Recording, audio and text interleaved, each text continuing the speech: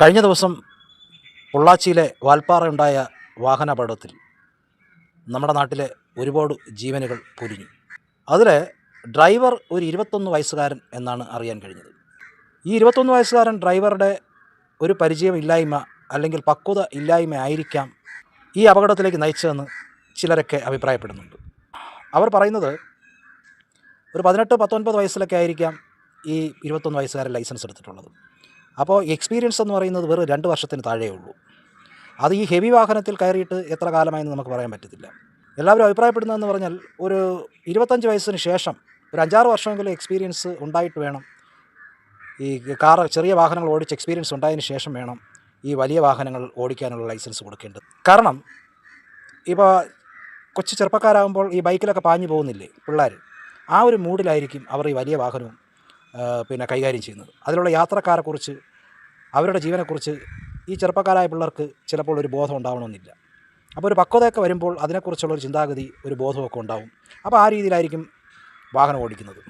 ഞാൻ തന്നെ വളരെയേറെ പ്രാവശ്യം കണ്ടിട്ടുള്ളതാണ് ഇതുപോലെ വലിയ വാഹനങ്ങൾ. ഈ കൊച്ചു പയ്യന്മാർ കുളിച്ച് കുട്ടപ്പനായിട്ട് കുറിയൊക്കെ ഇട്ടിരിക്കും, പക്ഷേ അവരുടെ ചുണ്ടിൻ്റെ അടിയിലൊരു സാധനം കാണും. ഈ ചുണ്ടിങ്ങനെ ഇവിടെ വീർത്തിരിക്കും.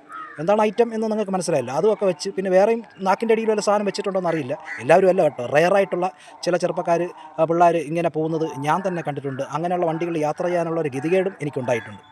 ടെമ്പോ ട്രാവലർ എന്ന് പറയുന്ന വാഹനമാണ് അപകടത്തിൽപ്പെട്ടതെന്ന് അറിയാൻ കഴിയുന്നു. അതിൻ്റെ അനുഭവമുള്ള ഡ്രൈവർമാർ ഒക്കെ അഭിപ്രായപ്പെടുന്നത് അതിൻ്റെ ബ്രേക്ക് സിസ്റ്റം വളരെ ഫെയിലിയർ എന്നാണ്. അതായത് ബ്രേക്ക് ചവിട്ടുമ്പോൾ താഴ്ന്ന ബോഡി ചെന്നിടിക്കും, പിന്നെ അങ്ങോട്ട് താഴോട്ട് ബ്രേക്ക് കിട്ടത്തില്ല. അതിനു മുമ്പേ ഈ ബ്രേക്ക് പെഡൽ ബോഡി തട്ടും എന്നാണ് പറയുന്നത്.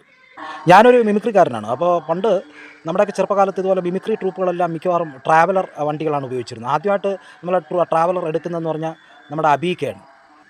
ആ കാലഘട്ടത്തിൽ തന്നെ മറ്റൊരു ട്രാവലർ, വേറൊരു മിമിക്സ് ട്രൂപ്പിൻ്റെ വണ്ടി ഏതാണ്ട് അങ്കമാലി ആ ഭാഗത്ത് മറിയുകയും വളരെയേറെ മിമിക്രി ആർട്ടിസ്റ്റുകൾ പരിക്ക് പറ്റുകയും ചെയ്ത ഒരു ചരിത്രം ഉണ്ടായിട്ടുണ്ട്. അന്ന് മുതൽ ഈ ടെമ്പോ ട്രാവലറിൻ്റെ ബ്രേക്ക് സിസ്റ്റത്തെക്കുറിച്ച് പലരും കംപ്ലയിൻറ്റ് പറയാറുണ്ട്. അവർ സംഭവം എന്ന് പറഞ്ഞാൽ പണ്ടത്തെ ഒരു ബെൻസ് മോഡലാണ്. അപ്ഡേഷനുകൾ അവരൊരിക്കലും സ്വീകരിക്കുകയില്ല. അതാണ് അവരുടെ ഒരു പോക്ക്. അതുപോലെ തന്നെ ചുരം ഓടിക്കണമെങ്കിൽ അതിനെക്കുറിച്ച് ഓടിക്കാനുള്ള ഒരു പരിജ്ഞാനം ഉണ്ടായിരിക്കണം, അതിനെക്കുറിച്ചുള്ള ഒരു അറിവ് ഉണ്ടായിരിക്കണം. ചുരം ഓടിക്കുമ്പോൾ നമ്മൾ ഏത് ഗിയറിലാണോ അങ്ങോട്ട് കയറ്റം കയറുന്നത് അതേ ഗിയറിൽ തന്നെ തിരിച്ചു ഇറങ്ങണം. നമ്മൾ അങ്ങോട്ട് പോകുന്ന ഗിയറിൽ തന്നെ ഇങ്ങോട്ട് തിരിച്ചു വരുമ്പോൾ ബ്രേക്ക് അധികമായിട്ട് അപ്ലൈ ചെയ്യേണ്ടി വരില്ല. കാരണം വണ്ടി ഇങ്ങനെ ഒഴുകാൻ മട്ടിലായിരിക്കും വരുന്നത്. അപ്പോൾ വളരെ കൺട്രോൾ ചെയ്ത് ഓടിക്കാനായിട്ട് സാധിക്കും.